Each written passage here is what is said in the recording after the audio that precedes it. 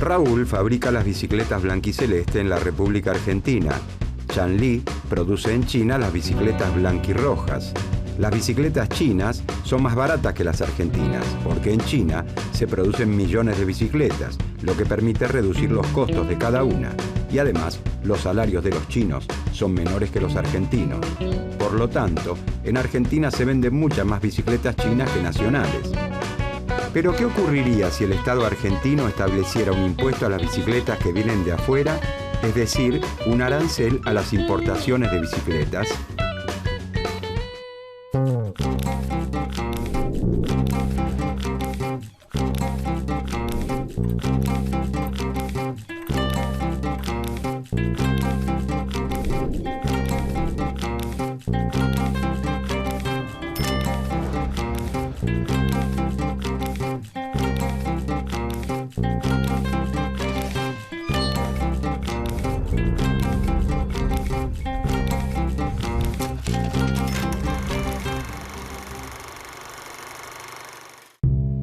El mercantilismo no es una escuela de pensamiento económico. Es un conjunto de propuestas económicas desarticuladas entre sí que se formulan en distintos países y en distintos momentos a lo largo de 3 siglos, y que por lo tanto van evolucionando con el tiempo. La primera corriente del pensamiento económico nace en Europa, en una época de grandes cambios políticos, económicos, sociales y religiosos. El Renacimiento coloca al hombre en el centro del universo. Con la Reforma Protestante se justifica el individualismo, el afán de lucro. El ahorro y la vida austera propician la acumulación de riquezas. Estos cambios van socavando poco a poco el mundo feudal. El mercantilismo, como corriente del pensamiento económico, rompe con los moldes morales y religiosos que eran moneda corriente en la Edad Media. La economía abandona el ámbito de la moral para situarse en el de la política. Los mercantilistas son grandes mercaderes autodidactas, miembros de la corte o funcionarios de las compañías de comercio coloniales con preocupaciones eminentemente prácticas. Su principal interés es dilucidar cómo aumentar el poderío y bienestar del reino. Y el aumento en el poderío del reino depende de que crezcan las ganancias de los capitalistas comerciales, aseguran. Estos pensadores van elaborando una serie de recomendaciones para promover el bienestar de sus respectivas naciones, considerando al comercio exterior como la gran fuente del progreso.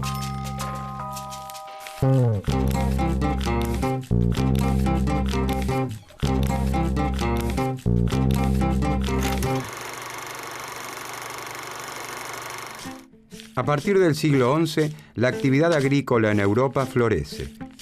Ciertos avances en las técnicas de producción y la incorporación de nuevas extensiones de tierras provocan el crecimiento de la producción de cereales. Ese aumento en la producción provoca la generación de un excedente permanente. Es decir, la producción comienza a superar de modo permanente el consumo de la población. Ese excedente comienza a comercializarse en el mercado. Los señores feudales se enriquecen y con esa riqueza compran bienes de lujo de Oriente, especias, sedas, tinturas. Los mercaderes son viajantes de la Edad Media que traen los más variados productos. Vendedores ambulantes que se arriesgan a las travesías más audaces en busca de especias como el azafrán o el clavo de olor. Los mercaderes compran barato y venden muy caro. Comienzan a obtener abultadas diferencias de la reventa, una ganancia comercial. Aparecen las grandes compañías comerciales. Los capitalistas comerciales se enriquecen y son cada vez más poderosos. Se van constituyendo como clase social, la burguesía. Los artesanos comienzan a recibir encargos de los mercaderes. Las duras disposiciones de los gremios también se debilitan cuando se incorpora la mano de obra rural a la producción industrial. Los agricultores, eternamente ignorados por los gremios, tejen libremente alianzas con los mercaderes. Los mercaderes o capitalistas comerciales ponen en contacto a los productores de determinados bienes, la oferta, y a los que quieren adquirir esos bienes, la demanda.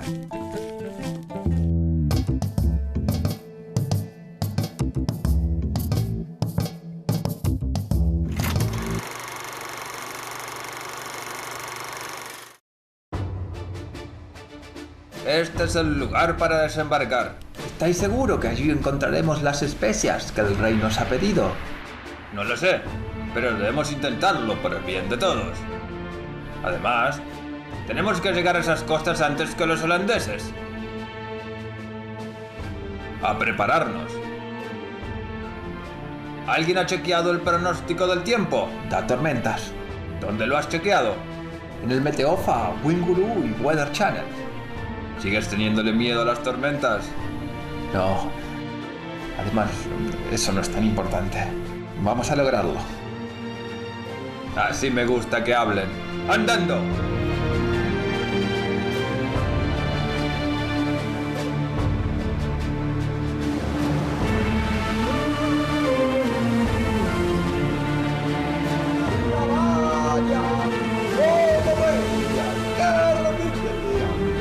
¡Llamar a otro elefante!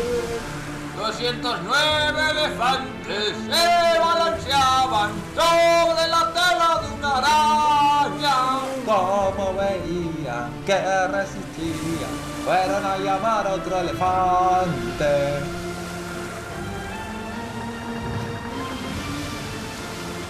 Ya falta poco. ¡Capitán! ¡No aguanto más! ¡Necesito ir al baño! ¡Urgente! ¡Siga remando, marinero! Piensa en todas las cosas que pueda comprar. Será un hombre respetado y rico. Quizás almuerce con Mirta Legrand. Y mujeres. Todas las mujeres que siempre quiso. Y los favores del rey.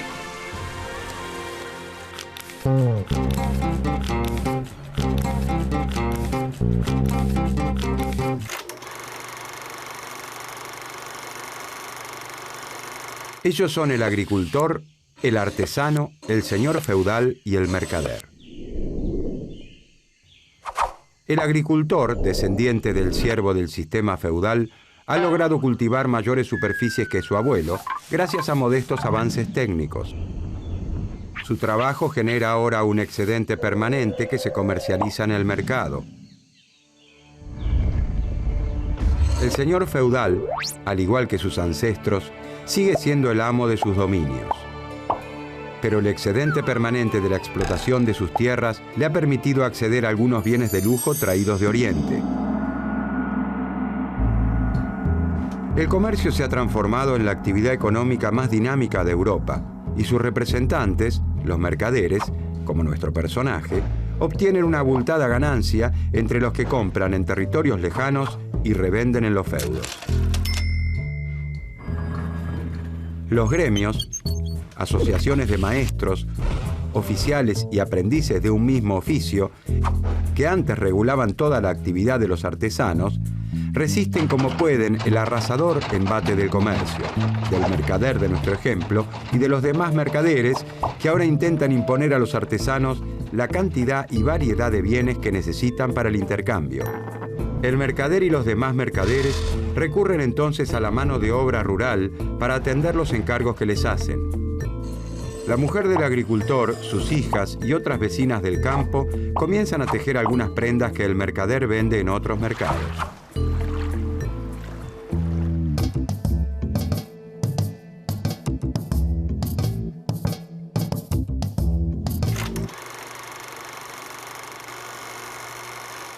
El mercantilismo evoluciona a lo largo de sus 3 siglos de historia. Una de las primeras corrientes fue el metalismo español. Para ese tiempo, la prosperidad de un estado se mide en oro y plata. Los estados europeos viven en guerra y sus arcas se desangran en las retribuciones a los mercenarios que integran sus ejércitos. Es necesario atesorar riquezas, pero las maneras de obtener metales preciosos no son iguales en todas las latitudes. Los reyes católicos en España se dedicaron a la extracción del oro y la plata americanos. Los franceses e ingleses han puesto sus fichas al comercio exterior y la piratería, una manera delicada de llamar a la extracción de metales preciosos de un barco.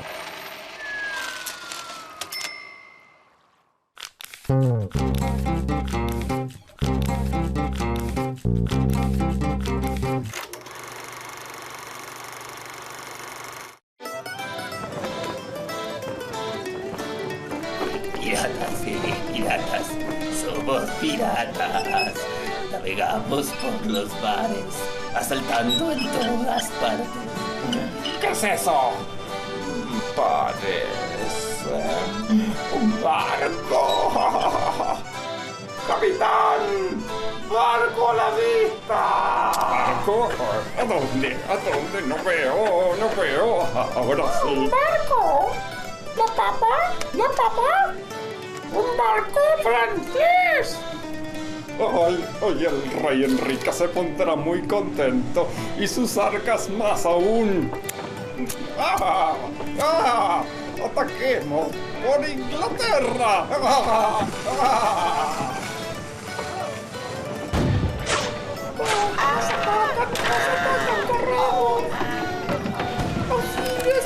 ¡Ayuda! ¡Nuestro francés siendo atacado! ¡Oh, Sacre Bleu!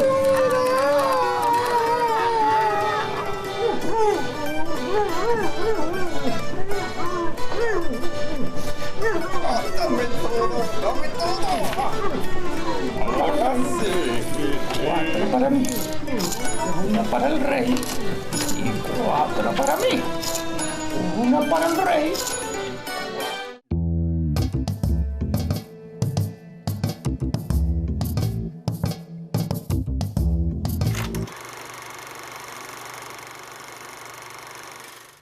A principios del siglo XVII se comienza a alentar en Francia la producción local de manufacturas reales, productos de lujo como tapices, cristales o porcelanas.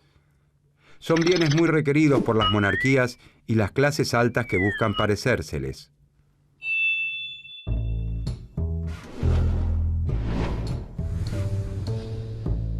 Como ahora se los produce en el país, ya no es necesario importarlos y se reduce la salida de metales preciosos. Pero además estos bienes de lujo se venden a un precio muy superior al de las materias primas con las que son elaborados.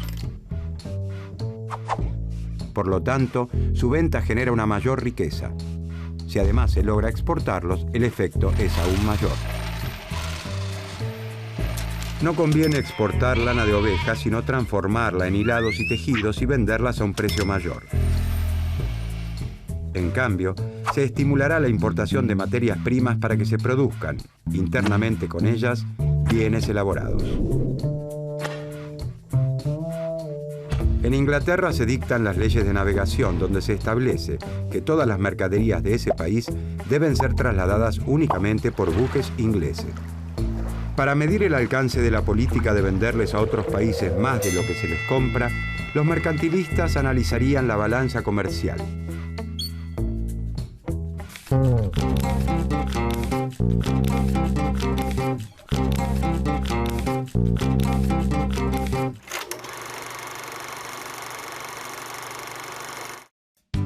La balanza comercial es la diferencia entre las exportaciones y las importaciones de un país en un periodo determinado de tiempo. Si las exportaciones son superiores a las importaciones, esto es, si se le vende a otro país más de lo que se le compra, ingresa más oro del que sale y por lo tanto el reino se enriquece. Pero para que la balanza comercial sea positiva, es necesario, de acuerdo a los mercantilistas, defender la industria nacional, regulando el ingreso de mercaderías del extranjero. A esta política se la conoce como proteccionismo. Se entiende por proteccionismo la defensa de la producción nacional y la regulación del ingreso de mercancías. El proteccionismo busca reducir las compras a través de la sustitución de importaciones de bienes elaborados. Como vimos, la producción local de bienes, como en el caso de las manufacturas reales o la aplicación de aranceles a la importación, desalientan las compras del exterior.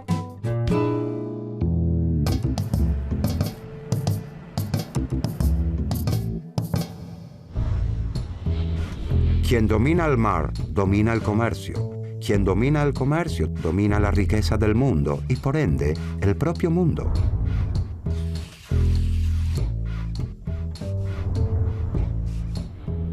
Es necesario restablecer o crear todas las industrias, incluso las de lujo, organizar a los productores y a los comerciantes en corporaciones, desarrollar a las colonias y atarlas comercialmente a Francia.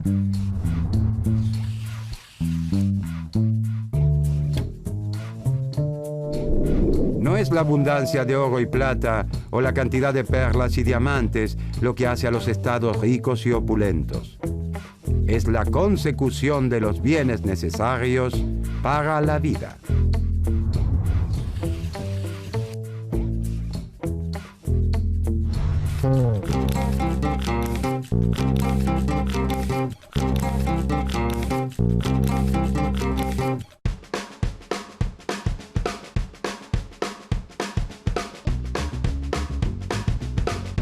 Por una serie de factores que reducen los costos de producción, como las tecnologías utilizadas y los menores salarios chinos, las bicicletas blanquirrojas que fabrica Chanli en China son más baratas que las blanquiceleste que fabrica Raúl en Argentina.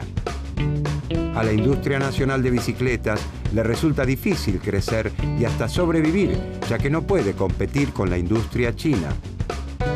El Estado argentino determina entonces que las bicicletas que vienen de afuera, las importadas, deben pagar un impuesto llamado arancel a las importaciones. El arancel hace que las blanquirrojas que fabrica Chanli pasen a ser tanto o más caras que las blanquiceleste que fabrica Raúl.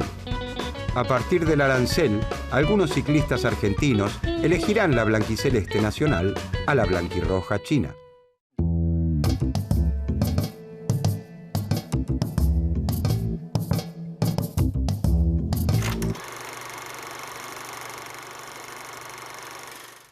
Los capitalistas comerciales se han vuelto cada vez más poderosos al incorporar nuevos mercados y les empieza a molestar que los señores feudales establezcan sus propias reglas en cada feudo. Por eso, comienzan a propiciar la unificación de los mercados. Por otro lado, algunos señores feudales han incorporado a sus dominios extensos territorios. La unificación política de esos dominios da origen a verdaderos estados modernos que se organizan en forma de monarquías. La monarquía es una forma de gobierno donde el poder supremo corresponde con carácter vitalicio a un monarca o rey. Los capitalistas comerciales comienzan a hacerle la corte al rey, hasta convencerlo de la necesidad de fortalecer a los incipientes estados nacionales. Para fortalecer a los estados nacionales como territorios unidos y delimitados, el rey deberá debilitar a los feudos para que se subordinen a su poder. También deberá sostener poderosos ejércitos, controlar mercados y desarrollar el comercio exterior con nuevas rutas comerciales como la que aventuró a Cristóbal Colón a llegar a las Indias.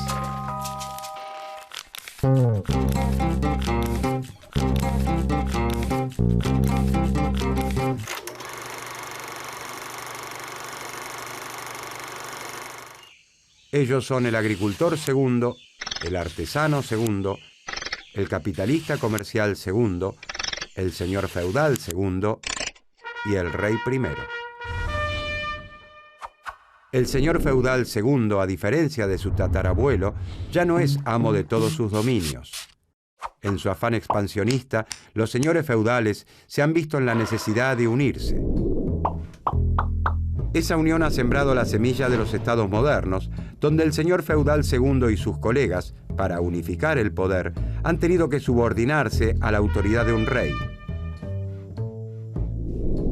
Aparecen la Francia de Luis XI, la España de los Reyes Católicos, la Inglaterra de Enrique VIII y la monarquía de nuestro rey. El rey primero organiza alrededor suyo una corte. Se rodea de ministros y consejeros que tienen conocimiento de disciplinas diversas. En general, el consejo es siempre el mismo. Hay que declararle la guerra a los vecinos para controlar los mercados y hacerse de oro. Pero mantener ejércitos es muy costoso. El rey primero aumenta los impuestos y solicita préstamos a los capitalistas comerciales, como el capitalista segundo, que han salido a flote con las exorbitantes ganancias de sus compañías navieras. El capitalista segundo ha convencido al rey primero que si prosperan sus actividades por el mundo, mayores ingresos entrarán al Estado. Pero que el Estado además debería intervenir en la economía nacional, prohibiendo la salida de materias primas, regulando la navegación.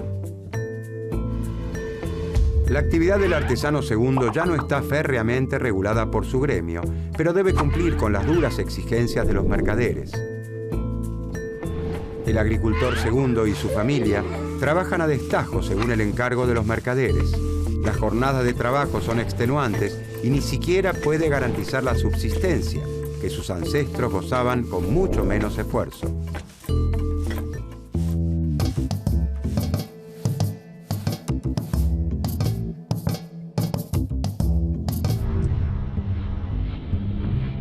Solamente la abundancia de dinero dentro de un Estado marca qué tan grande y poderoso es.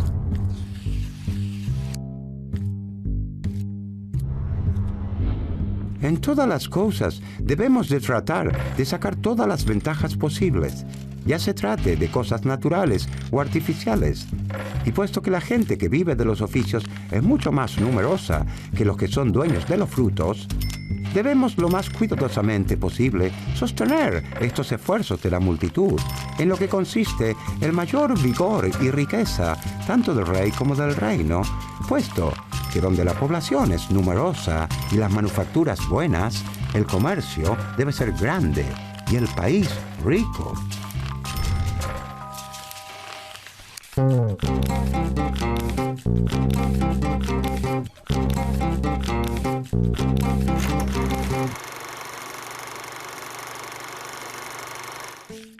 El mercantilismo no fue una escuela de pensamiento económico, sino un conjunto de propuestas económicas que fueron evolucionando a lo largo de 3 siglos de historia.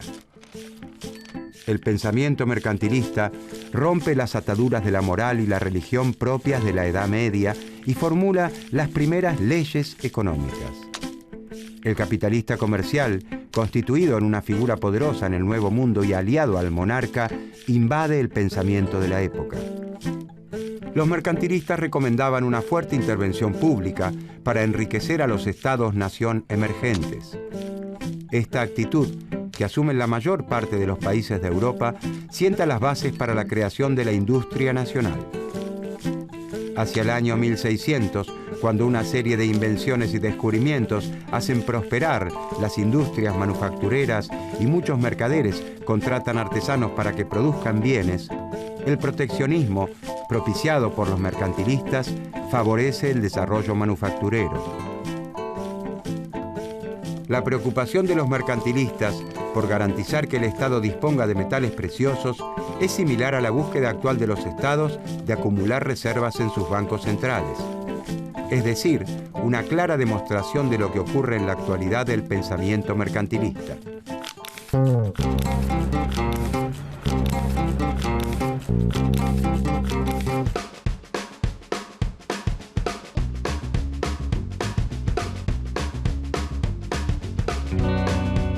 Al cobrar aranceles a las bicicletas importadas, como las blanquirrojas de Chanly, el Estado está protegiendo a las fábricas de bicicletas blanquiceleste de Raúl. Está protegiendo a la industria nacional. Si el Estado opta por la libertad de mercado, el ingreso de bicicletas chinas le haría imposible competir a Raúl. Debería cerrar su fábrica. Si la fábrica de Raúl cerrara, caería la producción, el empleo y la riqueza nacional. Al fomentarse y desarrollarse la industria nacional, Argentina comprará menos bicicletas a China y por lo tanto saldrán del país menos divisas para realizar estas compras. Incluso puede ocurrir que Argentina logre vender bicicletas a otros países, como Uruguay, por ejemplo.